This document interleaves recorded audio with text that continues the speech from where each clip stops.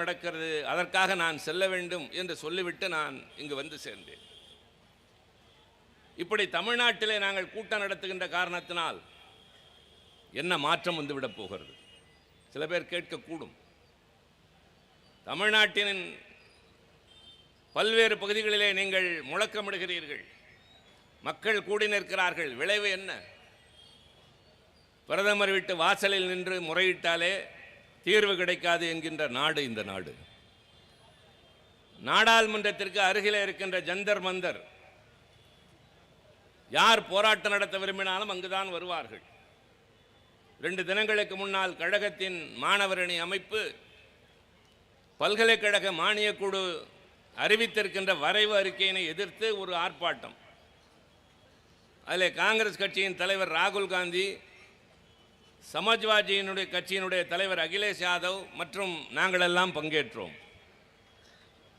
அண்ணன் வைகோ போன்றவர்கள் எல்லாம் அதில் வந்திருந்தார்கள். தம்பி தொல் திருமாவளவன் வந்திருந்தார்.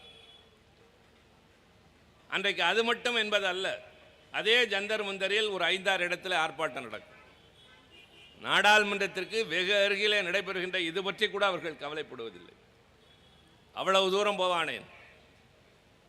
இந்த அரசை, ஒன்றிய அரசை எதிர்த்து விவசாயிகள் பெரும் போராட்டம் இன்னமும் நடைபெற்றுக் கொண்டிருக்கிறது.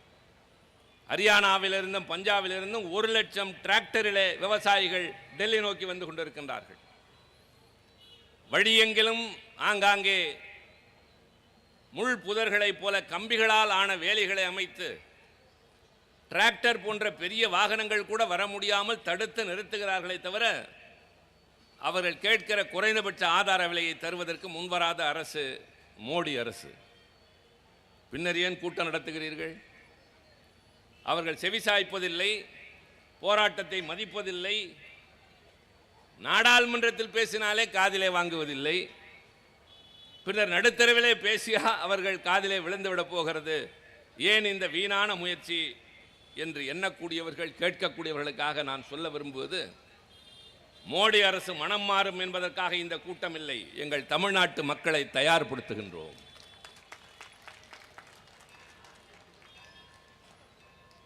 இந்த ஆட்சி, ஒன்றியத்தில் இருக்கிற ஆட்சி மாறினால்தான் இந்தியாவிற்கு விடிவு காலம்.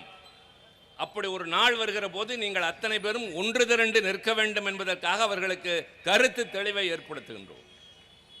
எதனால் நாங்கள் எதிர்க்கிறோம் என்பதை விளக்கி பேசுகிறோம். 2 அரசியல் கட்சிகள் எதிர் முகாமில் இருக்கின்றன, அதனாலே விமர்சிக்கிறோம், எங்களுக்கு ஆகாதவர்கள் என்று அல்ல.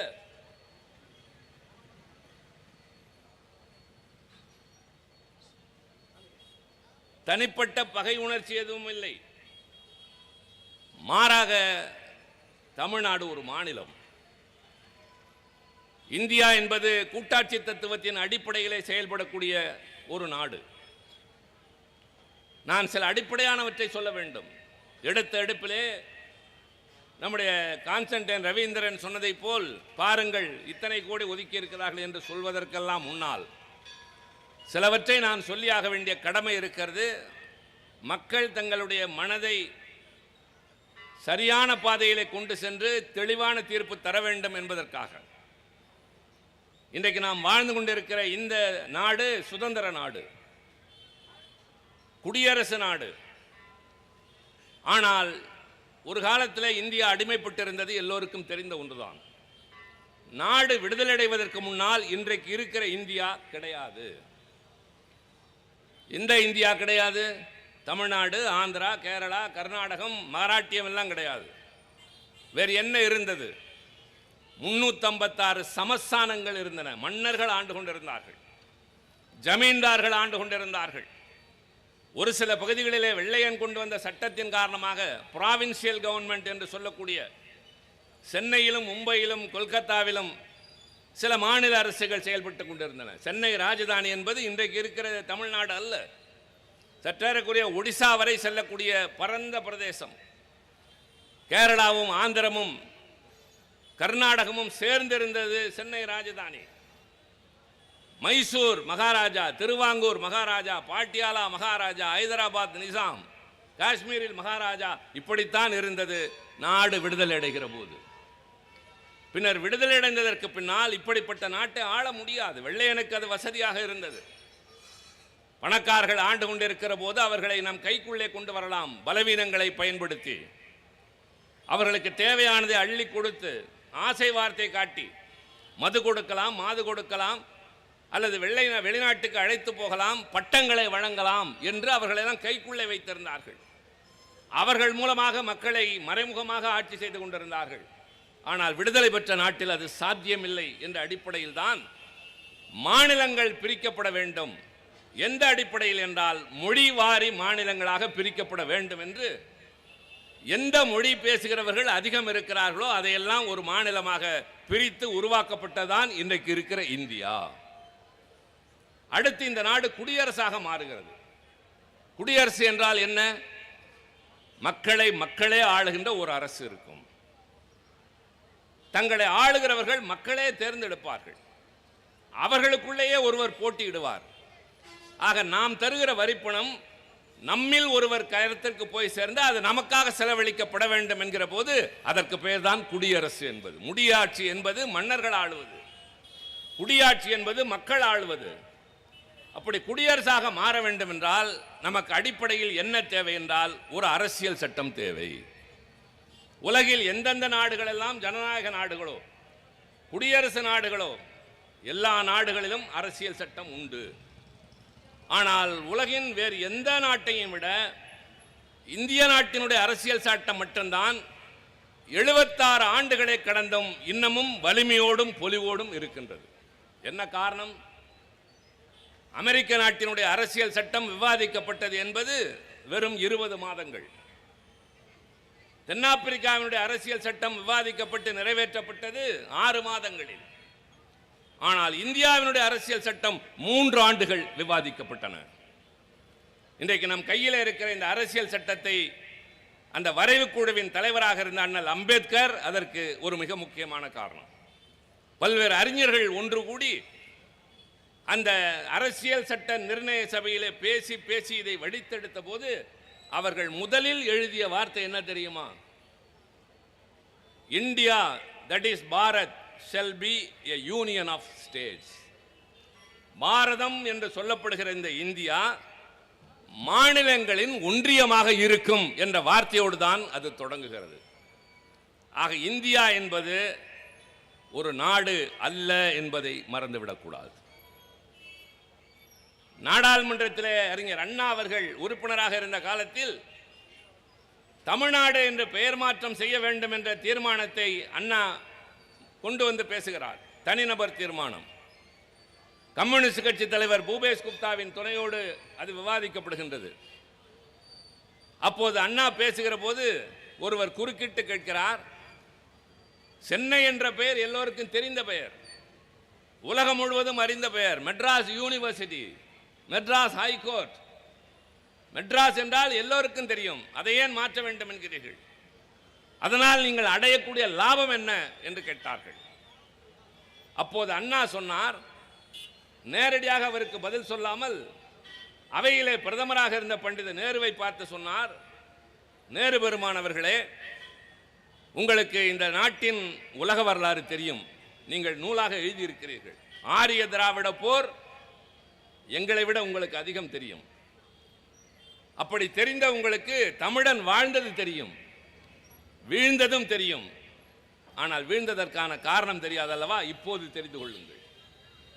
தமிழ்நாடு என்று பெயர் மாற்றுவதால் என்ன லாபம் அடைய போகிறாய் என்று என்னை இந்த அவையில் கேட்டவர் மராத்தி அல்ல, குஜராத்தி அல்ல, பஞ்சாபி அல்ல, என் தாய் தமிழ்நாட்டில் காவிரி நீரை குடிக்கிற ஒரு தமிழன் கேட்கிறார். என் எதிரி எனக்குள்ளே தான் இருக்கிறார் என்று சொல்லிவிட்டு அண்ணா சொன்னார், இந்த நாட்டில் வேறு எந்த மாநிலத்தை தலைநகரின் பெயரால் அழைக்கிறீர்கள்? மிக உயர்ந்த பொறுப்பு குடியரசுத் தலைவர், அதை ராஷ்டிரபதி என்று இந்தியில் அழைக்கிறீர்களே. மக்களால் தேர்ந்தெடுக்கப்பட்ட உறுப்பினர்கள் இருக்கிறாவே லோக்சபா என்கிறீர்கள். மாநிலங்கள் தேர்ந்தெடுத்து அனுப்புகிற உறுப்பினர்கள் இருக்கிறவையை ராஜ்யசபா என்கிறீர்கள். உங்களுக்கு என்ன ஆனந்தமோ அந்த ஆனந்தம் எனக்கும் இருக்கிறது என்றார். இதையெல்லாம் நான் சொல்ல வேண்டியது ஏதோ நான் எங்கோ போகிறேன் என்று கருதாதீர்கள். இது அவசியம். இது தெரிந்தால்தான் என் நாட்டில் இருக்கிற இளைஞர்கள் திசை தவறி கண்டவன் பின்னால் போகாமல் கழகத்தின் பின்னால் வந்து நிற்பார்கள். அவர்களை விட நமக்கு வரலாறு தெரியும், தெளிவு இருக்கும், நிதானமும் உண்டு. வாய் தவறி துடுக்குத்தனமாக பேச மாட்டோம். அந்த அளவிற்கு நமக்கென்று ஒரு வரலாறு இருக்கிறது. அதை முதலில் நீங்கள் தெரிந்து கொள்ளுங்கள். அப்படி தமிழ்நாடு என்று மாற்றிய நேரத்தில் நான் இன்னொன்றையும் குறிப்பிட வேண்டும். ரவீந்திரன் கூட மறந்திருக்க கூடும், கவனித்திருந்தால். தம்பி ராஜேந்திரனுக்கு தெரிந்திருக்கலாம், பலருக்கு தெரிய வாய்ப்பில்லை. ஒரு நாள் நம்முடைய மாநிலங்களவையில் உறுப்பினராக இருக்கிற தம்பி அப்துல்லா ஒரு விவாதத்தில் பேசிக் கொண்டிருக்கிறார். நான் அந்த குழுவின் தலைவர். பெரும்பாலும் நான் காலையில் சென்றால் மாலை வரை வெளியே வருவதே இல்லை. அவைக்குள்ளே மட்டும்தான் இருப்பேன். உணவு அருந்த மட்டும்தான் வெளியே செல்வது வழக்கம். காரணம், ஏதாவது நடந்தால் குறுக்கிட வேண்டும். நம்மை எதிர்த்து யாராவது பேசினால் விளக்கம் தர வேண்டும். அப்படிப்பட்ட ஒரு கடமை உணர்வு. ஏதோ குழு தலைவர் என்றால் தலையில் வைக்கப்படுகிற கிரீடம் என்று யாரும் கருதிட வேண்டாம். கடினமான வேலை. மொழிபெயர்ப்பை கேட்டுக்கொண்டே இருக்க வேண்டும். இந்தியிலே பேசுகிறவர்கள் துடுக்குத்தனமாக ஏதாவது பேசினால் பதில் சொல்லியாக வேண்டும். அப்படிப்பட்ட நிலையில் இருந்த நான் அப்போதுதான் யாரோ அழைத்தார்கள் என்று வெளியே சென்றேன். தொலைக்காட்சியை பார்த்தால் கடுமையான அமளி. தம்பி அப்துல்லா நின்று கொண்டிருக்கிறான். பாரதிய ஜனதா கட்சி, அதே போல அவையினுடைய தலைவர், அத்தனை பேரும் கடுமையாக பேசுவது தெரிகிறது. நான் விரைந்தோடி அவைக்குள்ளே நுழைந்தேன்.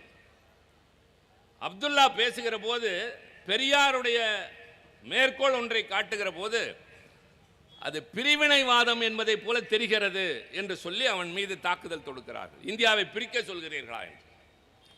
பின்னர் நான் சென்றவுடன் அவை தலைவர் சொன்னார், அந்த கட்சியினுடைய குழு தலைவர் வந்திருக்கிறார், அவர் பேசட்டும் என்றார். அமைதியாக இருந்தார்கள். அமித்ஷா குறுக்கிட்டார். நான் சொன்னேன், நான் பேசியதற்கு பின்னால் நீங்கள் பேசுங்கள். என் விளக்கத்தை கேட்டதற்கு பின்னால் நீங்கள் என்ன வேண்டுமானால் பேசுங்கள். அவர்களும் அமைதியானார்கள். பின்னர் நான் சொன்னேன், அவன் பேசியதில் தவறில்லை. பெரியார் பேசியதை மேற்கோள் காட்டியிருக்கிறார். மேற்கோள் காட்டக்கூடாது என்பது எந்த சட்டத்திலும் இல்லை. ஹிட்லர் பேசியதை கூட இந்த அவையிலே நாம் மேற்கோள் காட்டலாம். அதைவிட மிக முக்கியம், தயவு செய்து எங்களை பிரிவினைவாதி என்று பேசாதீர்கள். We are second to none in upholding the sovereignty and integrity of India. Dravida Munnetra கழகத்தின் அடிப்படை கொள்கை திராவிட நாடு. எங்களுக்கென்று ஒரு நாடு வேண்டும். தனியாக வாழ்வதற்கான எல்லா தகுதிகளும் எங்களுக்கு உண்டு. நிலவளம் உண்டு, மண்வளம் உண்டு, மக்கள் வளம் உண்டு, எல்லாம் உண்டு. எங்களை விட சின்ன நாடெல்லாம் தனியாக இருக்கிற போது நாங்கள் இருக்கக்கூடாதா என்று கேட்ட காலம் ஒன்று உண்டு. ஆனால் இன்றைக்கு நாங்கள் அதை கைவிட்டு விட்டோம். எப்போது கைவிட்டோம்? போராட முடியாது என்பதால் அல்ல, அடைய முடியாது என்பதால் அல்ல. இந்தியாவின் மீது சீனா படையெடுத்து வந்தபோது இந்த நாட்டுக்கு பகைவன் வந்தால் நாங்கள் தான் முன்னணியிலே நின்று பாதுகாப்போம் என்று சொல்லி, நாங்கள் எழுகின்ற பிரச்சனையினால் எதிரிக்கு இடம் தந்து விடக்கூடாது என்று சொல்லி அண்ணா சொன்னார், தம்பி வீடு இருந்தால் தான் ஓடு மாற்ற முடியும், நம்முடைய கொள்கைகளை பின்னால் வைத்துக் கொள்ளலாம். நான் அந்த கோரிக்கை கைவிடுகிறேன், காரணங்கள் அப்படியே இருக்கின்றன என்று சொன்னாரே. பின்னாலே பங்களாதேஷ் யுத்தம் வந்தபோது கலைஞர் அள்ளி கொடுத்த 6 கோடி ரூபாயை போல உத்தரப்பிரதேசம் கூட தரவில்லை. அந்த அளவிற்கு நாங்கள் இந்திய ஒருமைப்பாட்டில் பாதுகாப்பில் அக்கறை உள்ளவர்கள் என்று. ஏன் இதையெல்லாம் சொன்னேன் தெரியுமா? அரசியல் சட்டம் சொல்கிறது, திராவிட முன்னேற்ற கழகம் நடந்து காட்டுகிறது, நாங்கள் இந்தியாவில் தான் இருக்கிறோம் என்று. ஆனால் மோடி அரசு நாம் இந்தியாவில் இருப்பதாக கருதவே இல்லை. அது நம்முடைய குற்றமா?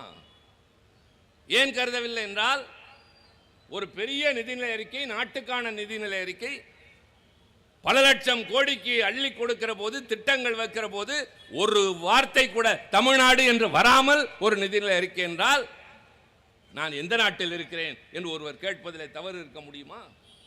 அதை யாராவது தவறாக சித்தரிக்க முடியுமா? ஏன் எங்களை இப்படி செய்கிறீர்கள்? எல்லா மாநிலங்களுக்கும் தானே பகிர்ந்தளிக்க வேண்டும். அதற்குத்தானே இது இந்தியா என்ற ஒரே நாடு. மாநிலங்களின் தொகுப்பு. அரசியல் சட்டத்தில் ஒன்றிய அரசுக்கென்று அதிகாரங்கள் உண்டு, மாநில அரசுக்கென்று அதிகாரங்கள் உண்டு, ஒன்றியத்திற்கும் மாநில அரசுக்கும் சேர்த்த அதிகாரம் என்று ஒன்று உண்டு. Union list, state list and concurrent list. அந்த பொதுப்பட்டியல் என்பதை ஒத்திசைவு பட்டியல் என்பார்கள். அது பெரிய வார்த்தை. பொதுப்பட்டியல் என்று வைத்துக் கொள்வோம். ஒன்றிய அரசு இயற்றுகிற சட்டங்களில் நம்மாலே தலையிட முடியாது. மாநில அரசு இயற்றுகிற சட்டங்களில் நமக்குள்ள அதிகாரத்தில் அவர்கள் தலையிட முடியாது. அதில் கையெழுத்திட்டால் எல்லாம் முடிந்தது. ஆளுநர் கையெழுத்திட்டார். இந்த பொதுப்பட்டியலில் இருப்பதற்கு மட்டும் இங்கே நிறைவேற்றுவது அங்கே சென்றாக வேண்டும். குடியரசுத் தலைவர் கையெழுத்திட்டாக வேண்டும். தமிழ்நாடு அரசு சட்டமன்றத்தில் நிறைவேற்றி அனுப்பிய பல சட்டங்கள் இன்னமும் குடியரசுத் தலைவருடைய கையெழுத்துக்காக காத்திருக்கின்றது. ஆண்டு கணக்கில் ஆகிறது. நீட் தேர்வு வேண்டாம் என்பது உட்பட ஒரு மாநிலம் தான் விரும்புவதை மக்களினுடைய மனநிலைக்கும் அவர்கள் தேவைகளுக்கு சட்டங்களை தீட்டுவதற்கான அதிகாரம் வேண்டும். உங்களுக்கு என்ன வேண்டும் என்று எனக்கு தானே தெரியும்? இல்லை, சேலத்தில் இருப்பவர்களுக்கு என்ன வேண்டும் என்று ராஜேந்திரனுக்கு தானே தெரியும்.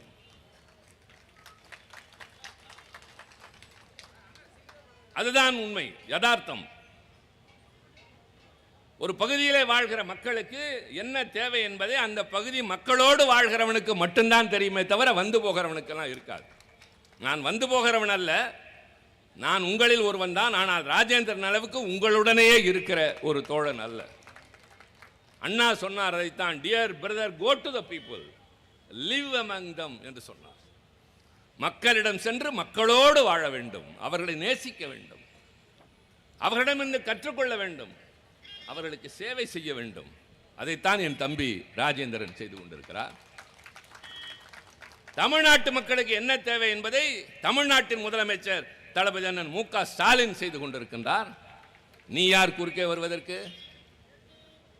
பீகாரிலே பிறந்து நாகாலாந்திலே ஆளுநராக இருந்து விரட்டப்பட்டு இங்கு வந்து உட்கார்ந்திருக்க ஒருவர் என் மாநிலத்து மக்களின் தேவைகளை நிறைவேற்ற எங்கள் மாநிலத்தின் சட்டசபை தீர்மானம் நிறைவேற்றினால் அதை நீ மதிக்க மாட்டாய் என்றால் நீ யார் என்று கேட்டால் நாங்கள் தவறா? ஆளுநர் என்ற பொறுப்பில் இருக்கிறவர் அத்துமீறி நடக்கிறார். நாம் இப்படியெல்லாம் செய்கிறோம் என்பதற்காக நம்மை பல வகையிலே புறக்கணிக்கிறார்கள். நீங்கள் ஒன்றை தெரிந்து கொள்ளுங்கள், மாநில அரசு நமக்கென்று தருகின்ற திட்டங்கள் இருக்கின்றன. என்ன மாதிரி திட்டங்கள்? மகளிருக்கு தருகின்ற உரிமை தொகை, பேருந்திலே மகளிர் இலவசமாக செல்லலாம், பள்ளியிலே பிள்ளைகளுக்கு காலையிலே சத்துணவு, இதெல்லாம் நாம் தருவது. மக்களை தேடி மருத்துவம், இல்லம் தேடி கல்வி, இதெல்லாம் மாநில அரசு தருவது. ஆனால் சென்ட்ரலி ஸ்பான்சர்டு ஸ்கீம்ஸ் என்று ஒன்று இருக்கிறது. ஒன்றிய அரசால் அறிவிக்கப்பட்டு முதலில் அவர்கள் 75, நாம் 25 ரூபாய் என்று இருந்தது. பின்னர் 60 ரூபாய், 40 ரூபாய் என்று மாறியது. அது எது தெரியுமா? 100 நாள் வேலை திட்டம். 100 நாள் வேலை திட்டம் ஒன்றிய அரசினுடைய திட்டம்தான். அது டாக்டர் மன்மோகன் சிங் அவர்கள் பிரதமராக இருந்தபோது கொண்டு வரப்பட்டது. அதில் அவர்கள் 60 விழுக்காடு தர வேண்டும், நாம் 40 விழுக்காடு தர வேண்டும். ஆனால் தமிழ்நாடு அரசு அவர்களுக்கு தர வேண்டியதெல்லாம் தந்து கொண்டே இருக்கிறது. ஒன்றிய அரசு அவர்கள் தர வேண்டிய 60 விழுக்காட்டு பணத்தை இதுவரை அந்த 100 நாள் வேலை திட்டத்திற்கு தரவில்லை. இந்த நிதிநிலை அறிக்கையில் அந்த திட்டத்திற்கான நிதி ஒதுக்கீடு அதிகரிக்கப்படவில்லை. இத்தனை 1000 கோடி, இத்தனை லட்சம் கோடி, நான் அதெல்லாம் போல சுருக்கமாக சொல்றேன். மாநில அரசு தன் கடமையை செய்கிறது, ஒன்றிய அரசு தன் கடமையை செய்யாமல் வஞ்சிக்கிறது.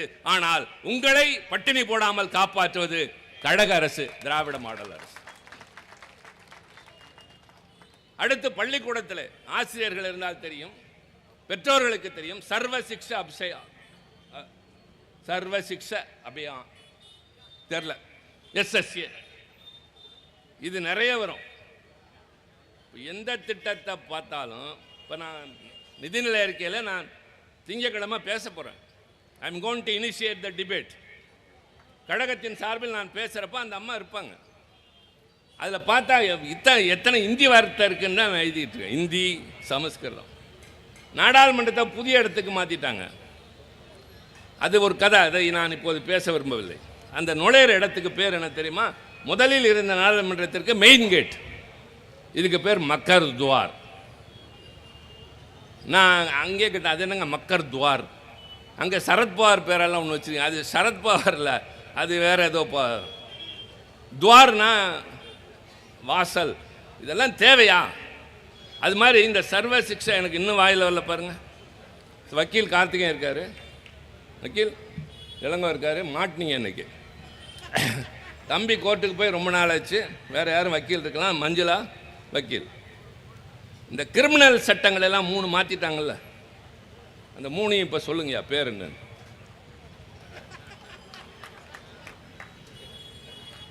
நல்லா ஜனங்க கவனிச்சுக்கணும். பெரிய வக்கீல் பார் இளங்கோ, பேரே பார். பார்னா கோர்ட்டில் இருக்க பார். நீங்கள் இப்போ நான் அடுத்து சொல்கிறேன் பாருங்கள். இந்தியன் பீனல் கோட், இபிகோ தெரியுமா? தெரியல, எல்லாருக்கும் தெரியும், சினிமாவில் தான் வருமே. எனவே இந்த குற்றவாளிக்கு இபிகோ 302வது சட்டத்தின்படி, சரியா, இபிகோ இந்தியன் பீனல் கோட். அடுத்தது கிரிமினல் ப்ரொசீஜர் கோட், அப்புறம் எவிடன்ஸ் ஆக்ட். இந்த 3க்கும் இப்போ பேர் மாற்றிட்டாங்க. நானும் வக்கீல் தான், படிச்சிருக்கேன், நான் கோர்ட்டுக்கு போகிறதில்ல. எனக்கு இன்னைய வரைக்கும் நான் திருப்பி பார்க்குறேங்க, எனக்கு முடியல. என்ஆர் இளங்கோட்டை தான் அடிக்கடி கேட்டுக்கிறது, என்னங்க தெரியுமாம்மா?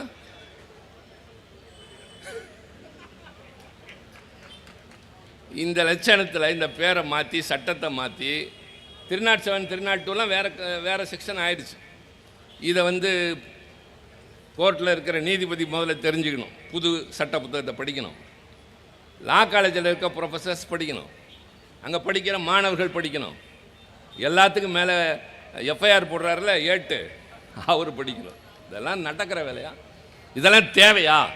அதுதான் கேள்வி.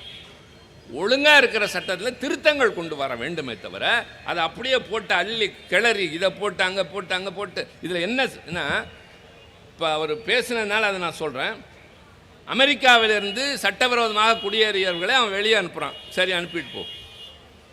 ட்ரம்ப் நிறைய தப்பு பண்ணுறாரு, ஆனால் ஒன்று மட்டும் சரியாக சொல்லியிருக்காரு. என்ன சொல்கிறார்? India is a tax terrorist கண்ட்ரிங்கிறார். வரி தீவிரவாத நாடு ட்ரம்ப் இந்தியா அப்படின்னு சொல்கிறார். அந்தாலும் அங்கே 105 பேரை அனுப்புகிறாரு. இந்த 105 பேரை ஒரு இராணுவ விமானம், அந்த இராணுவ விமானத்தில் சரக்குகள் ஏற்றிட்டு போகிற விமானம், அதில் கையை விலங்கு போட்டு காலில் சங்கிலி கட்டி அதெல்லாம் படம் காட்டுறாங்க, நம்பவே முடியல. அங்கேருந்து நான் சாதாரணமாக இப்போ ஐநா மன்றத்துக்காக மட்டும்தான் நான் 2 தடவை அமெரிக்கா போயிருக்கேன். அப்போலாம் யோசிப்பேன், எப்படி இந்த ஊருக்கு போயிட்டு வராங்கன்னு.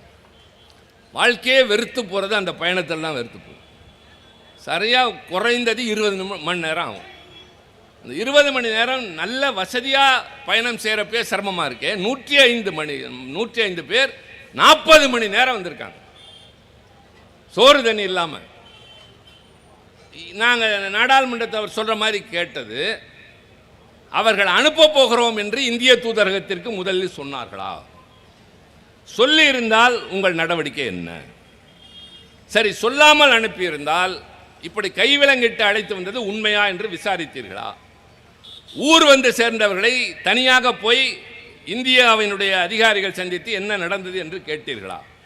கண்டனத்தை அங்கே தெரிவித்தீர்களா? என்றால் அதற்கு பதில் என்ன தெரியுமா? இப்படி நாடு கடத்துவது என்பது ஆண்டுதோறும் நடந்து வருகின்ற ஒன்று. பதில். சரி, சட்டவிரோதமாக குடியேறியவர்களை நீங்கள் நாடு கடத்துங்கள், ஆனால் இவ்வளவு கேவலமாக அனுப்ப வேண்டுமா? கொலம்பியா என்ற நாடு, அது இடதுசாரி நாடு, நம்முடைய வலதுசாரி அரசாங்கம், நாடு அல்ல அரசாங்கம். அந்த கொலம்பியா அதிபர் என்ன சொல்றார்? அமெரிக்காவில் என் நாட்டை சார்ந்த யாராவது சட்டவிரோதமாக குடியேறி இருந்தால் மரியாதையாக அனுப்பு, இல்லை என்றால் என் நாட்டு விமானத்தை அனுப்புகிறேன், அதிலே அனுப்பு என்று சொல்லுகிற போது, நாளை நான் பேசுகிற போது கேட்பேன், இன்னும் 10 நாட்களில் அமெரிக்காவுக்கு சென்று ட்ரம்பை கட்டி தழுவ போகிற ஐயா மோடி அவர்களே, இதை பற்றி கேட்பீர்களா என்று நான் கேட்பேன். சொல்கிற போது சொன்னோம், அவர்கள் யார் என்பதல்ல, இந்தியர்கள் என்று தயவு செய்து பாருங்கள். தமிழ்நாட்டு மீனவன் அடிபடுகிறான் என்றால் அவன் தமிழ்நாட்டை சார்ந்தவன் மட்டுமல்ல, அவன் இந்தியாவின் ஒரு பகுதியிலே வாழ்கிறவன் என்ற கண்ணோட்டத்தோடு பாருங்கள். அப்படி அங்கிருந்து வருகிற இவர்கள் இவ்வளவு அவமானப்பட்டு வருகிறார்களே, இப்படி அநீதியாக வருகிறார்களே, இந்த அரசாங்கம் ஏன் வேடிக்கை பார்க்கிறது என்றால் அவர்கள் எல்லாவற்றையும் ஒரு கண்ணோட்டத்தினுடைய பார்ப்பார்கள். கும்பமேளாவிற்கு செலுத்துகின்ற கவனத்தை அமெரிக்காவிலிருந்து வருகின்றவனுடைய பாதுகாப்பிற்கு பத்திரமாக மரியாதையோடு கண்ணியம் கெடாமல் வந்து சேர வேண்டும் என்பதில் ஒரு அரசாங்கத்திற்கு அக்கறை இல்லை. அது மாதிரி இவர்கள் செய்வதெல்லாம் இப்படி தாங்கள் தான் தோன்றித்தனமாக செய்கிறார்கள். நான் ஒரு உண்மையை ஒத்துக்கொள்கிறேன். எனக்கு மேடைக்கு கீழையும் பொய் பேசுவதில்லை, மேடையிலையும் நான் பேசுறது. 2 காரணம். பொய் பேசுவதால் கிடைக்கிற பலனை விட உண்மை பேசி அது வேண்டியதை அனுபவிச்சிடலாம். ஒரு பொய்யை மறைக்க இன்னொரு பொய்ன்னு முழுக்க வேற மாதிரி ஆகிடும். ஒரு மாப்பிள்ளை பார்க்க போகிறாங்க. அவங்க கேட்கிற முதல் கேள்வி, மணமகனாக வர இருக்கிறவர் குடிப்பாரா? அதெல்லாம் கிடையாது. சூதாடுவாரா? இல்லை. வேறு தீய பழக்கங்கள் உண்டா? இல்லை. ஒரே ஒரு பழக்கம், என்ன? பொய் சொல்வார். முடிந்ததா?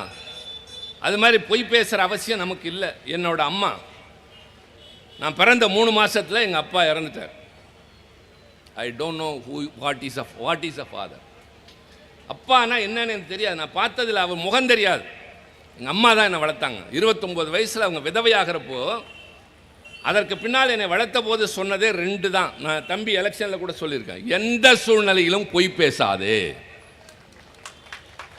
2வது, எந்த காரணத்திற்காகவும் யார்கிட்டையும் போய் கையேந்தி நிற்காத. அப்படி ஒரு வீர பெண்மணி வளர்த்த பிள்ளை தான் திருச்சி சிவா உங்க முன்னாடி நிற்கிறேன். அதனால் நாங்கள் பொய் பேசலை. நாங்கள் சொல்வதெல்லாம் உண்மையை மட்டுமே நம்பி சொல்கிறோம். ஏன் இன்னைக்கு இந்த தாதகாப்பட்டியில் இவ்வளவு பெரிய கூட்டத்தில் நான் சில பின்னூட்டங்களை சொல்லிக்கொண்டே வருகிறேன்? இந்த வரி விவரங்கள் வஞ்சிக்கப்பட்டதுக்கு அப்பாற்பட்டனா நீங்கள் சுதாரித்துக் கொள்ள வேண்டும் என்பதற்கு. மிக தெளிவாக திட்டமிட்டு பல காரியங்களில் ஒன்றியத்தில் இருக்கிற நரேந்திர மோடி அரசு ஈடுபடுகிறது. என்ன திட்டமிட்ட செயல்கள்? எல்லா இடங்களிலும் அவர்களுடைய ஆட்களை கொண்டு போய் நிறுத்துகிறார். நீங்கள்லாம் திரைப்படம் பார்க்கிறவர்கள். பழைய திரைப்படங்களிலே மன்னர் ஆட்சி நடைபெறும். மன்னருக்கு எதிராக ஒரு சதி நடைபெறும். மன்னருக்கு தெரிய வருகிற போது உடனே அதற்கு சதிகாரன் யாரோ அவனை பார்த்து, காவலர்களை பார்த்து சொல்வார், இவனை கைது செய்யுங்கள். மாறாக அந்த காவலர்கள் எல்லாம் இவரை சூழ்ந்து நிற்பார்கள். நான் தான் மன்னன், அது நேற்று வரை, இப்போது நாங்கள் எல்லாம் அவருடைய ஆள் என்பார். காரணம், அவன் முன்கூட்டியே அரண்மனையில் இருந்த மன்னனின் விசுவாசக்காரர்கள் எல்லாம் மாற்றிவிட்டு தன்னுடைய ஆட்களை வைத்த காரணத்தினால் மன்னன் கைதியாக வேண்டிய நிலைமை என்பது போல் இன்றைக்கு இந்த நாட்டின் எல்லா அங்கங்களிலும் அவர்களுடைய அமைப்பை சார்ந்தவர்களை, RSS அமைப்பை சார்ந்தவர்களை, பாரதிய ஜனதாவின் நம்பிக்கை உள்ளவர்களை நிரப்பிக் கொண்டே வருகிறார்கள். பிவேர். அபாய அறிவிப்பு நான் சொல்வது இதெல்லாம் மேடையில் பேசிவிட்டு போகிற சாதாரண செய்திகள் அல்ல. மிஸ்டர் ரவீந்திரன், உங்களை போன்றவர்களுக்கு நன்றாக தெரிய வேண்டும். அமைச்சராக தம்பி ராஜேந்திரன், நான் நாடாளுமன்ற உறுப்பினர். இதுவா எங்கள் 2 பேரின் அடையாளம்? இல்லை, அவர் மாவட்ட செயலாளர், நான் கொள்கை பரப்பு செயலாளர். எங்களுக்கு நிரந்தரம் இந்த மேடை, இந்த ஒலிபெருக்கி, இந்த கொடி நீங்கள் தான். அதனால்தான் நான் அபாய அறிவிப்பு என்று சொல்கிறேன். நாட்டில் இருக்கிற எல்லா மாநிலங்களின் ஆளுநர்களும் அவர்களுடைய ஆட்கள். அவர்கள் யாரும் சட்டத்திற்கு உட்பட்டு நடப்பதில்லை. குறிப்பாக எதிர்க்கட்சிகள் என்னெல்லாம் ஆளுகிறதோ அங்கெல்லாம் அவர்களை செயல்பட விடாமல் தடுப்பது, தொல்லை செய்வது, கோபப்பூட்டுவது, எதையாவது செய்ய அவர்களை எத்தனிக்க வைப்பது, பின்னர் அவர்கள் மீது குற்றம் சுமத்துவது. ஆனால் அதே நேரத்தில் அவர்கள் ஆளுகிற மாநிலம் உத்தராகண்ட், இப்போது பொது சிவில் சட்டம் அங்கே நிறைவேறிவிட்டது. ஆளுநர் உடனே கையெழுத்திட்டு விட்டார். குடியரசுத் தலைவர் உடனே கையெழுத்திடுகிறார். அடுத்து குஜராத், பொது சிவில் சட்டம் நிறைவேறப் போகிறது. என்னெல்லாம் இவர்களுக்கு வேண்டுமோ அதை நிறைவேற்றிக் கொள்வார்கள். இப்போது நான் சொன்னது, ஆளுநர்கள் எல்லாம் அவருடைய ஆட்கள். தேர்தல் ஆணையம் நியாயமாக, நேர்மையாக இந்த நாட்டில் தேர்தல் நடைபெற வேண்டும். அதுதான் அடிப்படை சட்டம். Fair and free elections. யார் அதை உறுதி செய்வது? Who is to ensure that the Election Commission of India? அந்த பொறுப்பு என்பது சட்டத்தினால் உருவாக்கப்பட்டது அல்ல, அரசியல் சட்டத்தால் உருவாக்கப்பட்டது. It's a constitutional body. என்ன வித்தியாசம் என்றால், அரசியல் சட்டப்படி உருவாக்கப்பட்ட பதவியில் இருப்பவர்களை யாரும் பதவி நீக்கம் செய்ய முடியாது. ஒன்று அவர்களாக ராஜினாமா செய்ய வேண்டும், அல்லது நாடாளுமன்றத்தில் இம்பீச்மெண்ட் என்ற முறையில், மாநிலங்களவை என்றால் 50 பேர் கையெழுத்திட்டு அதை கொண்டு வந்து அதுவும் அவைத்தலைவர் ஏற்றுக்கொண்டு வந்தால் விவாதித்து வாக்கெடுப்பு நடத்தி பின்னர் தான் நீக்க. அப்படிப்பட்ட பொறுப்பு சிஇசி, சீஃப் எலெக்ஷன் கமிஷனர். அப்படிப்பட்ட பொறுப்பு தான் உச்சநீதிமன்ற நீதிபதி, உயர்நீதிமன்ற நீதிபதி, குடியரசுத் தலைவர், அதே போல துணை குடியரசுத் தலைவர், ஆளுநர்கள். இப்படிப்பட்ட நிலையில் இவர்களை இப்படித்தான் செய்ய முடியும் என்ற நிலையில் இருக்கிற பொறுப்பு. முன்பு அந்த தேர்தல் ஆணையரை எப்படி தேர்ந்தெடுத்தார்கள் தெரியுமா? நடுநிலையோடு நடக்க வேண்டும் என்பதால் 3 பேர் கொண்ட ஒரு குழு இருக்கும். 1 பிரதமர், 2 மக்களவையில் இருக்கிற எதிர்க்கட்சி தலைவர், எதிர்க்கட்சி என்ற அங்கீகாரம் பெறவில்லை என்றால் பெரும்பான்மை பெற்ற எதிர்க்கட்சியின் தலைவர், 3வது உச்சநீதிமன்றத்தின் நீதிபதி. இது முன்பிருந்த நிலை. இப்போது அதை திருத்தி விட்டார்கள். என்ன தெரியுமா? பிரைம் மினிஸ்டர், அவரால் நியமிக்கப்பட்ட அவருடைய அமைச்சரவையில் இருக்கிற ஒரு அமைச்சர், 3வது அங்கே டெல்லியிலே பணியாற்றுகிற ஒரு செயலாளர், செக்ரட்டரி என்று சொல்லக்கூடிய அதிகாரிகளுடைய பெரிய பொறுப்பில் இருக்கக்கூடிய ஒருவர். இந்த 3 பேரும் அரசாங்கத்தை சார்ந்தவர்கள் என்றால் அவர்கள் யாரை தேர்ந்தெடுப்பார்கள்? தங்களுக்கு விருப்பமானவர்களை கொண்டு போய் அந்த இடத்திலே வைப்பதற்காக செய்யப்பட்ட ஒன்று. இன்றைக்கு டெல்லியிலே பாரதிய ஜனதா வெற்றி பெற்றிருக்கிறது. சொல்வதெல்லாம் நடக்கிறது. 1974 மாநில சுயாட்சி தீர்மானத்தை கலைஞர் நிறைவேற்றுகிறார். வாழ்நாளில் மறக்க முடியாத நாள், சரித்திர சிறப்புமிக்க நாள் என்று கலைஞர் பேசுகிறார். அப்போது எழுந்து ஒருவர் கேட்கிறார், இவ்வளவு பேசுகிறீர்களே, நாளை ஒருவேளை மதவாதம் பேசுகிற ஜனசங்கம் ஒரு மாநிலத்தின் ஆட்சி பொறுப்புக்கு வந்து அப்படி ஒரு நிலை வந்து அது இஸ்லாமியர்களுக்கு எதிரானதாக இருக்காதா? கேட்கிறார் காங்கிரஸ் கட்சியை சார்ந்த உறுப்பினர். கலைஞர் என்ன சொன்னார் தெரியுமா? ஒரு மாநிலத்தை பற்றி சொல்கிறீர்கள், ஒருவேளை காலச்சூழல் மாறி அப்படிப்பட்ட ஒரு கட்சி இந்தியாவே ஆளுகிற நிலை வந்தால் என்ன ஆகும் யோசித்து பாருங்கள். நடந்ததா இல்லையா? நடக்கிறது. இந்த national capital territory of Delhi, NCT of Delhi என்று சொல்வார்கள், ஒரு சட்ட திருத்தம் வந்தது. நான் அதில் பேசுகிறேன். அந்த சட்ட திருத்தம் என்ன தெரியுமா? இதெல்லாம் தான் நீங்கள் தெரிஞ்சுக்கணும். மற்றதெல்லாம் மேடையில் வந்து பேச. திராவிட முன்னேற்ற கழகத்து மேடை என்பது மாலை நேரத்து பல்கலைக்கழகம். பலவற்றை உங்களுக்கு சொல்லி ஆகணும். அந்த சட்ட திருத்தத்தின் மூலம் டெல்லி முதலமைச்சர் ஒரு முடிவெடுத்தால் தலைமைச் செயலாளர், சீஃப் செக்ரட்டரி, அவருக்கு கீழ் வேலை செய்கிறவர், அவரை கடந்து லெப்டினன்ட் கவர்னரின் அனுமதியின் மூலம் முதலமைச்சர் எடுத்த முடிவை தூக்கி எறியலாம்.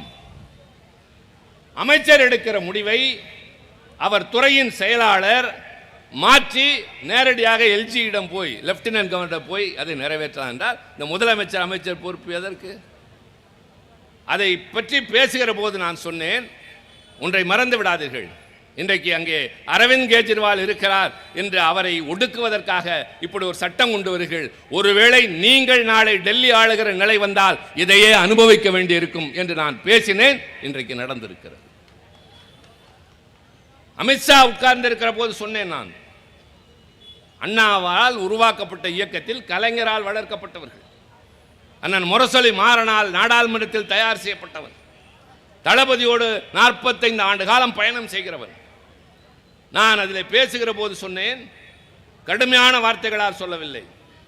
மறந்து விடாதீர்கள், மனதில் வைத்துக் கொள்ளுங்கள். Keep in mind, one day or other in the process of democracy you will be forced to go out of power. ஜனநாயகத்தின் போக்கின் கால ஓட்டத்தில் என்றாவது ஒரு நாள் நீங்கள் ஆட்சியை விட்டு போக வேண்டிய நாள் வரும். அன்றைக்கு ஒவ்வொரு நாளும் நீங்கள் அழுவீர்கள், வேதனைப்படுவீர்கள், நீங்கள் கொண்டு வந்த சட்டங்களுக்காக. கேட்டுக்கொண்டுதான் இருந்தார். காரணம், நான் கடினமான வார்த்தைகளை பயன்படுத்தவில்லை. நீ தூக்கி எறியப்படுவா என்றால் கோபப்பட்டிருப்பார்கள். ஜனநாயகத்தின் போக்கில் நீங்கள் மாற்றப்படுவீர்கள். இதில் யாரும் மறுப்பு சொல்ல முடியாது. காமராஜர் தோற்றிருக்கிறார், அதற்கு முன்னால் அண்ணா தோற்றிருக்கிறார் இந்த நாட்டில். காமராஜர் தோற்ற போது நம் தோழர்கள் கொண்டாடிய நேரத்தில் அண்ணா சொன்னார், ஏன் இந்த கொண்டாட்டம்? கொண்டாட்டத்தை குறைத்துக் கொள்ளுங்கள் என்றார். அண்ணா காமராஜரையே தோற்கடித்து விட்டோம். அப்படி சொல்லாதீர்கள், இது காமராஜரையே தோற்கடிக்கிற நாடு, மனதில் வைத்துக் கொள்ளுங்கள். அதுதான் எங்களுக்கு இருக்கிற நிதானம். அதுபோலத்தான் சொன்னோம். இப்படி நான் சொல்வதற்கு காரணம், ஒன்றிய அரசு பல சட்டங்களை நிறைவேற்றி வருகிறது அல்லவா, அந்த சட்டங்கள் எல்லாம் மாநில அரசினுடைய எல்லைக்குள் ஊடுருவதாக, நம்முடைய அதிகாரங்களை பறிப்பதாக, நம்மிடம் இருப்பதெல்லாம் எடுத்துக்கொண்டு போவதற்காக நிறைவேற்றப்படுகிறது. அதை யார் எதிர்த்து கேட்கிறார்கள் என்றால் நாங்கள் தான் எதிர்த்து பேசிக் கொண்டிருக்கிறோம்.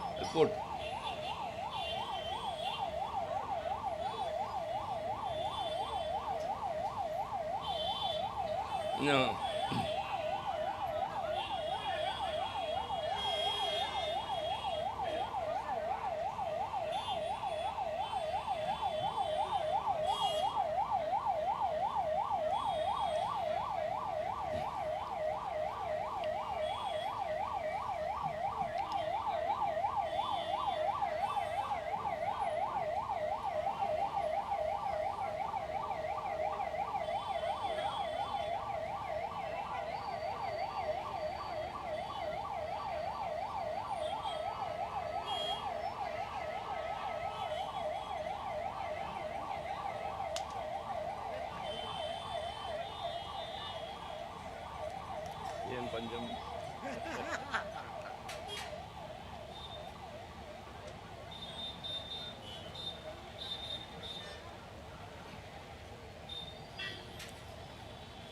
நான் இடையில் தண்ணீர் குடிப்பதே இல்லை. இன்றைக்கு குடிக்க வேண்டிய நிலைக்கு ஆளானேன்.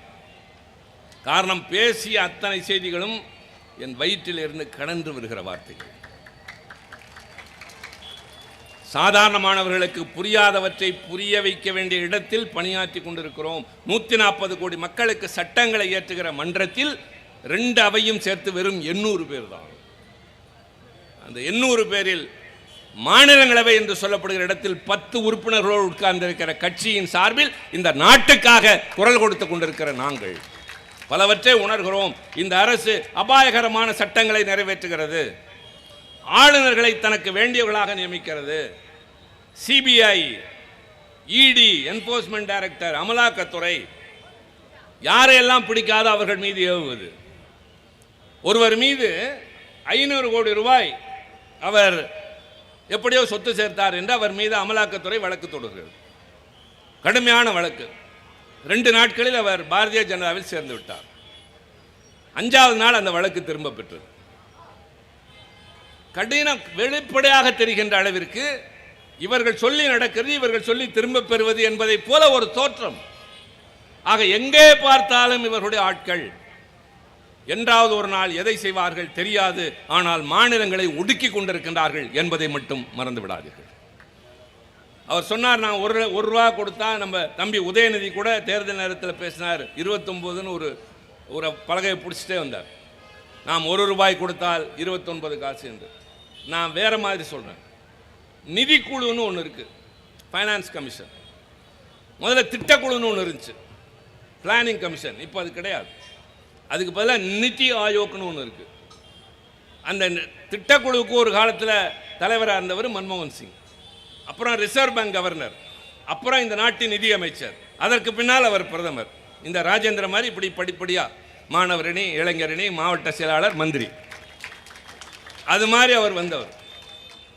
அந்த நிதிக்குழு ஒவ்வொரு 5 ஆண்டுகளுக்கும் கூடி உட்கார்ந்து மாநிலங்களுக்கு இவ்வளவு தரணும், ஒன்றிய அரசுக்கு வரக்கூடிய வரி வருவாயில் மாநிலங்களுக்கு பிரித்து தர வேண்டும் என்று சொல்லி 14வது நிதிக்குழு பரிந்துரைத்தது 42. 100 ரூபா வந்தால் 42 ரூபா கொடுங்க. 15 என்ன செய்தது என்றால் அதை 41 ஆக்கியது. நம்முடைய கோரிக்கை இது 50 ஆக்குங்கள் என்று. ஆனால் தரப்படுவது எவ்வளவு தெரியுமா? வெறும் 32 தான். அது மட்டும் இல்லை, அவர் சொன்னார், நான் கூட நினைத்து பேசி கொண்டிருந்தேன், ராஜேந்திரனா ரொம்ப புள்ளிவரங்கள் சொல்கிறாரு. ஆனால் நம்ம மக்களுக்கு எல்லாம் புரியும். தமிழ்நாட்டின் மக்கள் தொகை இந்தியாவில் மொத்தம் 5 கிட்டத்தட்ட 6 விழுக்காடு. நாம் தருகின்ற பணம் எவ்வளவு தெரியுமா? இந்தியாவினுடைய ஒட்டுமொத்த வரி வருவாயில், அதாவது ஜிடிபி, அதில் நாம் தருகின்ற பணம் என்பது 10%. ஆனால் நமக்கு அவர்கள் தருவது வெறும் 4.25%. எல்லாத்தையும் வாங்கி வாங்கி அங்கே தரோம். இந்த ஜிஎஸ்டி வந்ததுக்கப்புறம் ஒரு மாநில அரசுக்கு தன்னுடைய திட்டங்களை செயல்படுத்த வருமானம் தேவை.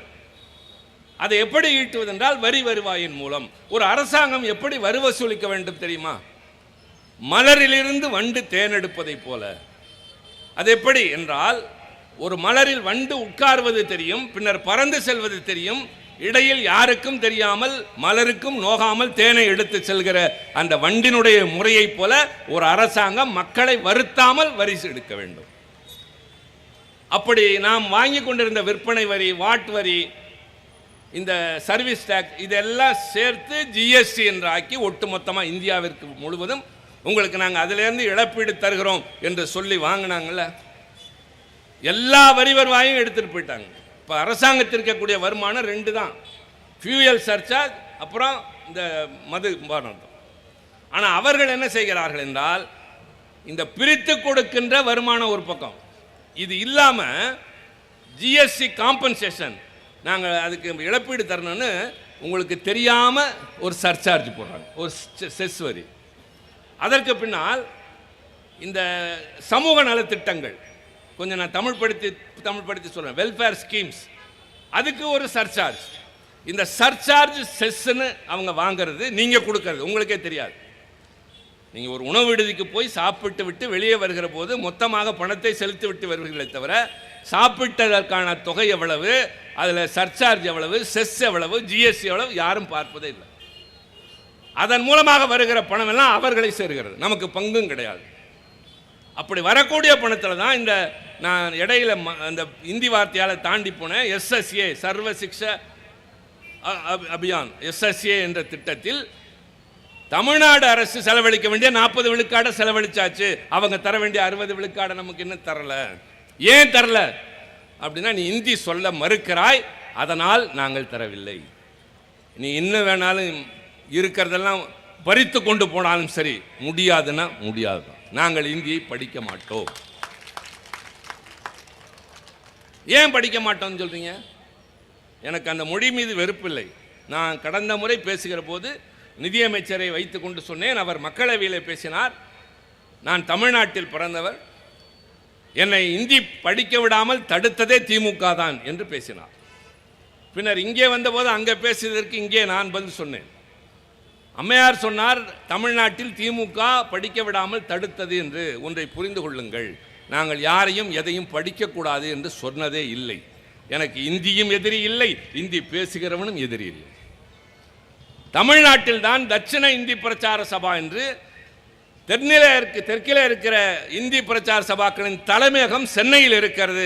ஆண்டுதோறும் 4 லட்சம் பேர் படித்து பட்டம் பெறுகிறார்கள். நாங்கள் இந்தி வெறுக்கிறோம் என்றால் அந்த சபை இங்கே இருக்காது. நாங்கள் இந்தி திணிப்பை எதிர்க்கிறோம். இதை படித்தால் தான் வேலை என்கிறாய் அல்லவா, அதை எதிர்க்கிறோம். இதை படித்தால் தான் பணி உயர்வு என்கிறாய் அல்லவா, அதை எதிர்க்கிறோம். நாங்கள் எதையும் விரும்பி ஏற்றுக்கொள்வோமே தவிர, இதைத்தான் செய்ய வேண்டும் என்று நிர்பந்தித்தால் எதிர்த்து நிற்கிற உரிமை உணர்வு தமிழனுக்கு உண்டு.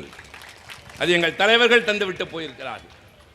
ஆக இந்த புதிய பாடத்தை கல்விக் கொள்கை, தேசிய புதிய கல்விக் கொள்கை, நேஷனல் எஜுகேஷன் பாலிசி, அதில் சொல்லப்படுகிற மாதிரி நீங்கள் இந்தியிலே சொல்லவில்லை, அதனாலே நான் தரமாட்டேன் என்று சொல்லுகிற ஒரு அரசு மிரட்டி பார்க்கிறது. ஆனால் தளபதி மு.க. ஸ்டாலின் பணியாது. ஆளுநர் கூட அவர்தான் தலை தெறிக்க ஓடுகிறாரே தவிர, முதலமைச்சர் அவருக்கு பின்னாலே கிண்டியிலே போய் ஐயா தவறு நடந்து விட்டது என்று சொல்வதே இல்லை. அவர் திராவிட இயக்கத்தின் மிகப்பெரிய தலைவர்களின் இன்றைய அடையாளம். டாக்டர் நடேசனும் நாயரும் பிட்டி தியாகராயரும் பெரியாரும் அண்ணாவும் கலைஞரும் என்று சொல்கிற போது இந்த தலைவர்களின் ஒட்டுமொத்த பிரதிநிதியாக இன்றைக்கு நிற்கிறார். ஆளுநர் தன்னுடைய அந்த குணத்தை காட்டிவிட்டு சீறிக்கொண்டு நடக்கிறார். ஒரு மரியாதைக்காக முதல்வர் எழுந்து நிற்கிறார். அதை நேரடியாக யாராவது தொலைக்காட்சியில் பார்த்தால் தெரியும், ஒரு சிரிப்பாக இருப்பாருங்க. இந்த சிவாஜியெல்லாம் சொல்லுவாங்களே அது மாதிரி. அது என்ன சிரிப்பு, அதுக்கு எத்தனை அர்த்தம், எங்கள்கிட்டயா வந்து இதெல்லாம் பார்க்குற அப்படின்ற மாதிரி, நீ போனா போங்கிற மாதிரி. அதற்கு பின்னால் அவைத்தலைவர், பேரவைத் தலைவர் எதை படித்தாரோ அதுதான் அவை குறிப்பில் ஏறும் என்று அதை நியாயப்படுத்தி அதை நிலைநிறுத்துகிற போதுதான் இங்கே திராவிட மாடல் அரசு நிற்கிறது. நான் இப்போ அவர் சொன்ன இடத்துக்கு வரேன். அவர் எவ்வளவு தொகை சொன்னார் அது உங்களுக்கு புரிஞ்சிருக்காது. காரணம் இத்தனை 1000 கோடி அப்படின்லாம் சொன்னார். ஒன்றிய அரசு ஆண்டுதோறும் செலவழிக்கிற பணத்தில் வெறும் 2.5 விழுக்காடு தான் கல்விக்காக செலவழிக்கிறது. சரியா? தமிழ்நாடு அரசு எவ்வளவு செலவழிக்குது தெரியுமா? 10.5% செலவழிக்குது. மருத்துவத்திற்கு அவங்க 4.5% செலவழிக்கிறாங்க. நாங்கள் 12% செலவழிச்சு. அதனால்தான் இங்கே மக்களை தேடி மருத்துவம், இல்லம் தேடி கல்வி. அதனால்தான் இங்கே காலை சத்துணவு, மதிய சத்துணவு, பள்ளிக்கூடம் போகிற பிள்ளைகளுக்கு சீருடை, அவர்கள் பேருந்தில் இலவசமாக பயணம் செய்யலாம். இதெல்லாம் அந்த காலத்திலிருந்து நாங்கள் யோசித்து கல்வி மறுக்கப்பட்ட இந்த சமுதாயத்திற்கு கல்வியை கொடுத்து உயர்த்தி வேலை கொடுத்து சமுதாயத்தில் சரி சம நிலைக்கு கொண்டு செல்வோம் என்பதுதான் திராவிட பேரியக்கம். உங்களால் என்ன செய்ய முடியும்? எவ்வளவு செய்ய முடியும்? எங்களை அடக்க நாங்கள் திமிரி எழுந்து நிற்போமே தவிர ஒரு காலம் ஒடுங்கி போக மாட்டோம். அது ரத்தத்திலே ஊர்னது. அதைத்தான் பெரியார் சொல்லிக் கொடுத்தாரு. அண்ணா அதை அப்படியே அரசியல் கட்சி ஆக்கி ஆட்சிக்கு வந்ததுலேருந்து ஒன்றா செய்ய ஆரம்பித்தாங்க. நான் இன்னொரு தகவல் சொல்கிறேன். உங்களை பார்க்குறப்போ எனக்கு நிறையா செய்திகளை சொல்லணும்னு தோணுது. நான் கடமைக்கு இங்கே வரலையே, கூப்பிட்டாங்க தம்பி இல்லை தலைமை கழகத்துலேன்னு சொன்னாங்கன்னு. இன்றைக்கு நான் பேசிவிட்டு செல்கிற போது இது தேர்தல் கூட்டம் இல்லை, நான் வாக்கு சேகரிக்க வரவில்லை. இந்த கூட்டம் முடிந்து நாங்கள் செல்லுகிற போது எங்கள் படை வரிசைக்கு புதிதாக 10 இளைஞர்கள் வந்து சேர்ந்தால் அதுதான் வெற்றி. இதுதான் இந்த நாட்டுக்கு தேவையான கட்சின்னு இன்றைக்கு இதுவரை இந்த கட்சியில் தொடர்பில்லாத இளைஞர்கள் வந்து சேர்ந்தால் இந்த கூட்டம், மேடை, இவ்வளவு முயற்சி இத்தனைக்கும் பலன் உண்டு என்ற நம்பிக்கையோடு நான் பேசுகிறேன். இந்த இருமொழி திட்டம் என்பதை அண்ணா சட்டசபையில் கொண்டு வராரு. பல பேருக்கு தெரியாது. அண்ணா கனிவான தலைவருங்கிறது தான் தெரியும்.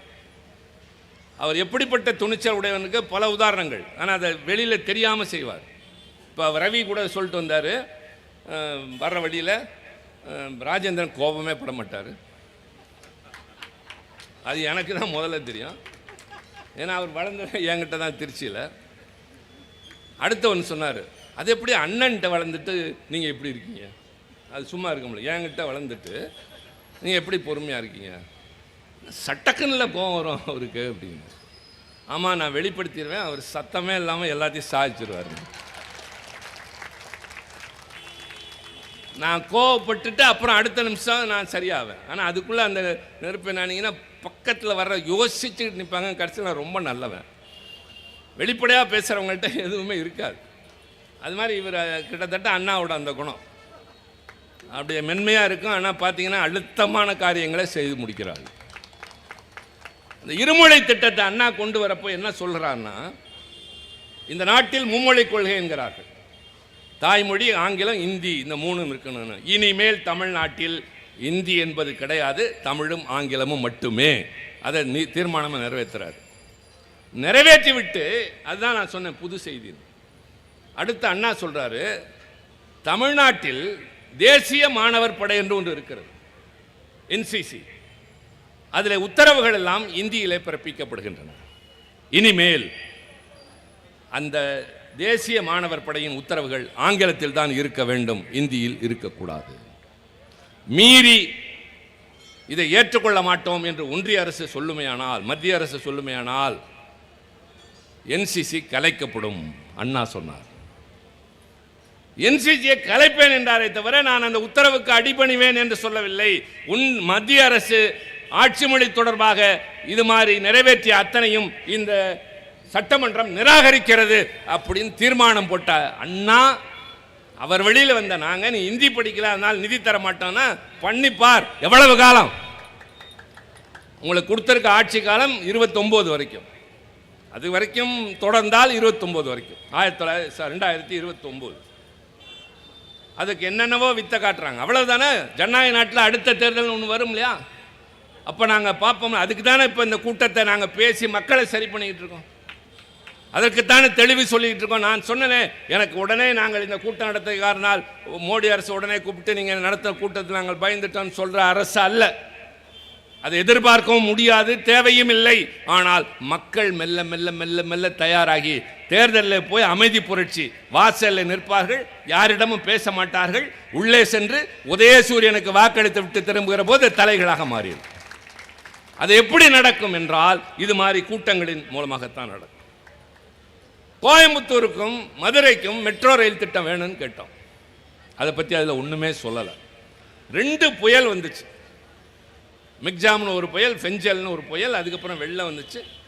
அதுக்கான திட்டங்கள் எல்லாம் இவ்வளவு செலவு, இவ்வளவு நஷ்டம், நீங்கள் இழப்பீடு தாருங்கள்னு முதலமைச்சர் கடிதம் எழுதி நாங்கள்லாம் நாடாளுமன்றத்தில் பேசி அவர் சொன்ன மாதிரி கொடுத்தது வெறும் 267 கோடி. நான் கேட்டு பேசியதற்கு பதில் கடிதம் வருது, தேசிய தேசிய பேரிடர் நிதியிலிருந்து நீங்கள் செலவழிச்சுக்கலாம், இதுக்கு நீங்கள் என்ன, நாங்கள் பண்ணிக்க மாட்டோம். பண்ணியாச்சு. ஆனால் நீங்கள் தர வேண்டிய பங்கை தாருங்கள் என்று கேட்கிறோம், தருவதில்லை. நம்முடைய தேசிய பேரிடருக்கு தருவதில்லை. புதிய தேசிய நெடுஞ்சாலை கேட்டிருந்தோம், தருவதில்லை. புதிய ரயில் திட்டம் கேட்டோம், தருவதில்லை. மெட்ரோ ரயில் கேட்டோம், தருவதில்லை. இதற்கெல்லாம் மேலே இந்த 100 நாள் வேலை திட்டத்திற்கு அவங்க தர வேண்டிய பணத்தை இன்னும் தரல. பள்ளிக்கூடத்துக்கு தர வேண்டிய பணத்தை தருவதில்லை. ஆனால் தங்களுக்கு ஆதரவு தருகிற மாநிலங்களுக்கு மட்டும் அள்ளி தருகிறார் என்றால் ஏன் இந்த ஓரவஞ்சனை? இந்தியாவில் இருக்கிற எல்லா மாநிலங்களையும் சம கண்ணோட்டத்தோடு பார்க்க வேண்டிய இந்த அரசாங்கம். இன்னொன்று சொல்லியிருக்காங்க, இப்போ ட்ரம்ப் இதை டாக்ஸ் டெரரிஸ்ட் கண்ட்ரின்னு சொன்னார்ல, அது மாதிரி இன்னொரு பெரிய ஆராய்ச்சியாளர், பொருளாதார ஆராய்ச்சியாளர் சொல்லியிருக்காரு, இந்தியாவில் நடைபெறுவது பில்லியனியர் ராஜ், கோடீஸ்வரர்களின் ஆட்சி அப்படின்னு சொல்றார். அது எப்படின்னு கேளுங்க, அதை மட்டும் நான் சொல்லிடுறேன். இந்த நாட்டில் வாழ்கிற மக்களில் ஒரே 1% மக்கள் நம்முடைய நாட்டின் வளத்தில் 40 விழுக்காட்டை அனுபவித்துக் கொண்டிருக்கிறார். அந்த 1 விழுக்காட்டு மக்கள் இந்த நாட்டினுடைய வருமானத்தில் 25 விழுக்காடை அவங்க அனுபவிச்சிருக்கிறார். 50 விழுக்காட்டு மக்கள் வெறும் 3% வளத்தை மட்டுமே அனுபவிக்கிறார். மறுபடி சொல்றேன், ரொம்ப அவர் மாதிரி காம்ப்ளிகேட்டடாக நான் சொல்ல, ரொம்ப எளிமையாக தான் சொல்கிறேன். 100 பேர் இருக்காங்கன்னா அதில் ஒரு ஆள் மட்டும் சற்றேறக்குறைய 40 பங்கு சொத்தெல்லாம் கையில் வச்சுருக்காங்க, 25% வருமானத்தெல்லாம் கையில் வச்சுக்கிறாங்க. 50 பேர் சேர்ந்து வெறும் 3% சொத்து தான் வச்சுருக்காங்க. வருமானமும் இல்லாமல் தான் 100 நாள் வேலை திட்டம் இருக்கு, எனக்கு வேலை கொடு, எனக்கு ஏதாவது செய்யணும் அப்படின்னு கேட்குறாங்களே. இந்த நாட்டில் இந்த நிதிநிலை அறிக்கை, இந்த பணக்காரர்கள், அதாவது பில்லியனர் என்று சொல்லுகிறவர்கள் கடந்த ஆண்டில் மட்டும் அதிகரித்திருப்பது 104 பேர் கூடியிருக்காங்க. அந்த பட்டியலில் 104 பேர் அம்பானி, அதானி மாதிரி பெரிய கோடீஸ்வரர் என்ற அளவிற்கு போயிருக்கிறார்கள் என்றால், ஏழைகள் இங்கே வாடிக்கொண்டிருக்கிறார்கள். படித்த இளைஞனுக்கு வேலை இல்லை, கிராமப்புறத்தில் வாழ்கிறவர்களுக்கு வக்கில்லை, விவசாய தோழர்கள் மன்றாடி கொண்டிருக்கிறார்கள், இயற்கையோடு போராடுகிறார்கள். ஒரு மாநில அரசு நன்மை செய்கிறது, அந்த அரசுக்கு கை கொடுப்பதற்கு மாறாக அந்த அரசையும் சேர்த்து வஞ்சித்தால் இது மக்களுக்கான ஆட்சியா? நீங்கள் எந்த கட்சியாக வேண்டுமானாலும் இருக்கலாம், உங்கள் கொள்கை எது வேண்டுமானாலும் இருக்கலாம், நான் அதை விமர்சிப்பேன், நீங்கள் அதிலேயே பிடிவாதமாக இருப்பது வேறு.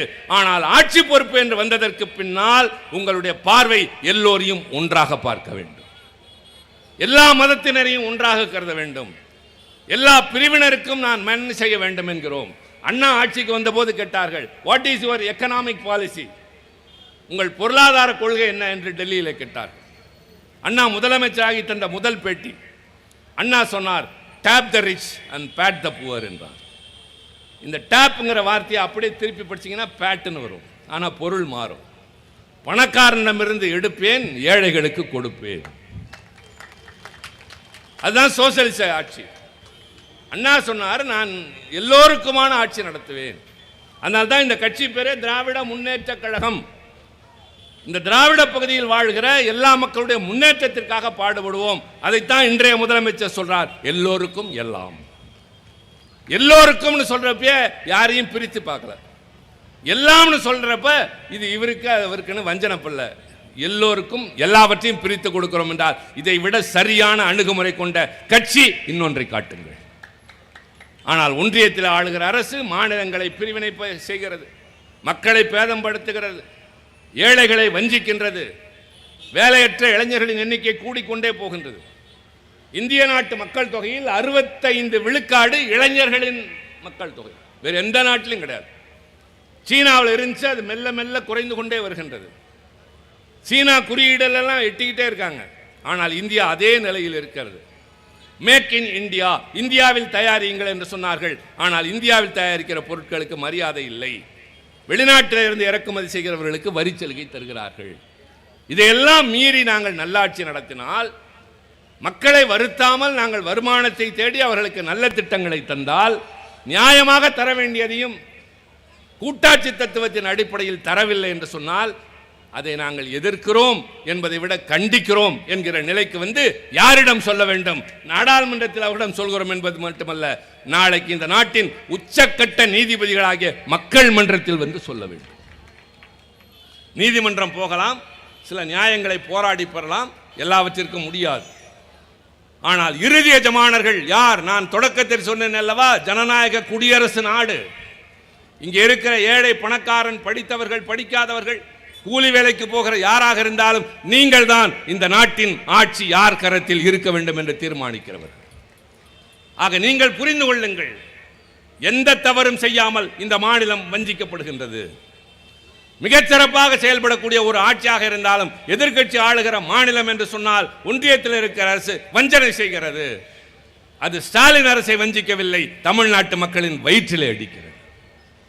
தமிழ்நாட்டு மக்களை வாட வைத்து அதன் மூலமாக அரசியல் ஆதாயம் தேட நினைக்கிறது என்று சொன்னால் அது எதிர்த்து நிற்க வேண்டிய கடமை எங்களை போன்றோருக்கும் இல்லை, உங்களுக்கும் இருக்கின்றது. இதுதான் ஜனநாயக பாதை. இப்படித்தான் மக்களின் மனமாற்றம் செய்துதான், ஒரு பொதுக்கூட்டத்தில் பேசி கருத்துக்களை விளக்கம் தந்துதான் மக்களை திரட்ட வேண்டுமே தவிர வேறு எந்த வகையிலும் அல்ல.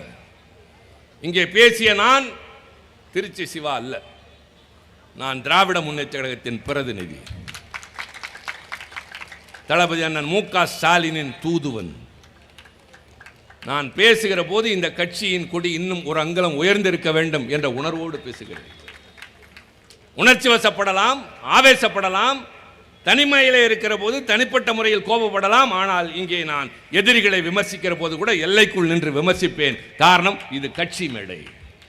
என் சொல்லும் செயலும் என் கட்சிக்கு பங்கம் தேடிவிடக்கூடாது என்ற பொறுப்புணர்ச்சியோடு பேசுகிற நான் தான் 1 மணி நேரத்திற்கு மேலாக உங்களிடம் பேசியிருக்கிறேன். இவ்வளவு நேரம் பேசிய நான் யாரையாவது இழித்தும் பழித்தும் பேசினேனா? அவதூறு வார்த்தைகளை அள்ளி வீசினேனா? சில பேர் வாய்க்கு வந்தபடி பேசி இன்றைக்கு தலைவர்களாக மாறி வருகிறார்களே, நான் இந்த கட்சியின் அடுத்த கட்டத்தில் இருக்கிறவன், இவ்வளவு பொறுப்புணர்ச்சியோடு பேசியிருக்கிறேனே, இதை விட இன்னொரு கட்சி வேண்டுமா? நாங்கள் சொன்னதெல்லாம் உங்களுக்கு தேவைதானே? வரலாறு பேசினோம், நடப்பை சொன்னோம், பொருளாதாரத்தை பேசினோம், எங்களிடம் ஆட்சியை கொடுத்தீர்கள், நன்மைகள் செய்து கொண்டிருக்கிறோம். ஆனால் எங்களை இப்படி இன்னொருவர் வந்து தொல்லை செய்கிறார்கள் என்கிற போது பெற்ற தாயிடம் பிள்ளை வந்து முறையிடுவதைப் போல நாட்டு மக்களாகிய உங்கள் முன்னால் வந்து முறையிட்டு இருக்கிறோம். நீங்கள் தான் இந்த இயக்கத்திற்கு துணை நின்று தமிழ்நாட்டை காக்க வேண்டும். தயாராகுங்கள். நன்றி, வணக்கம்.